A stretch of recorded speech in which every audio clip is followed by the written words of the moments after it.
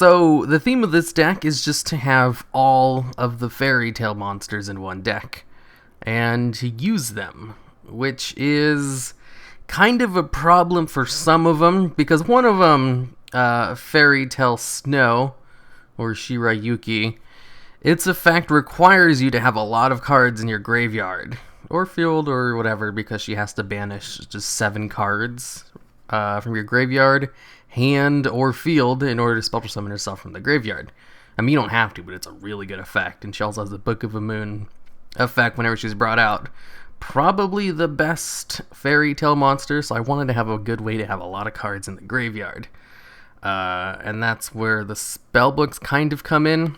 I wanted to use Spellbooks just because I just wanted to use something with them. I couldn't really think of another way to take advantage of their spellcaster type, other than probably mixing them in with, like, I don't know, magician cards.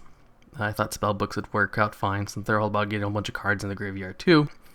And I can take advantage of the banish with Spellbook of Eternity. Also, I have Treacherous Trap Hole, which can also take advantage of having one of the other copies banished, because you can't have trap cards in your graveyard in order to use the effect. And it's a good effect. Just whenever you feel like it, as long as you don't have a trap card in your graveyard, you can destroy 2 monsters on the field. Whenever you want. It's great.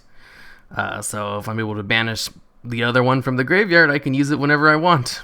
And the other fairy tale monsters, Cinderella, I hear she works really good with the Broken Bamboo Sword, but I didn't really have the space, nor did I want to run that, because I saw like a whole bunch of other fairy tale decks running it, so I thought I would try out just Wonder Wand with her. You discard a spell card, attach a equipped spell card from your deck to her, and at the end of the turn, it goes to the graveyard. So Wonder Wand allows me to get extra cards in the graveyard, draw cards, and pretty much gets rid of her downside. I mean, then you're left with no monster on the field, so that is kind of a downside too, but there's some defense with Spellbook of Fate and Treacherous Trap Hole, and I didn't really plan for the other 2. They just kind of fit like in any kind of deck. This guy right here, its effect's not really relevant. And Kaguya is just fun to have out. She allows you to search out the other fairy tales. And she has a bounce effect that can be negated if your opponent sends a monster of the same name as their card to the graveyard in order to negate it. So basically you're allowing your opponent to mill a deck. But if they don't, it also works in extra deck monsters, so it is situationally useful. Not half bad, actually. She probably has one of the better effects out of all of them if you use it on an extra deck monster, because most people only run 1 copy of extra deck monsters.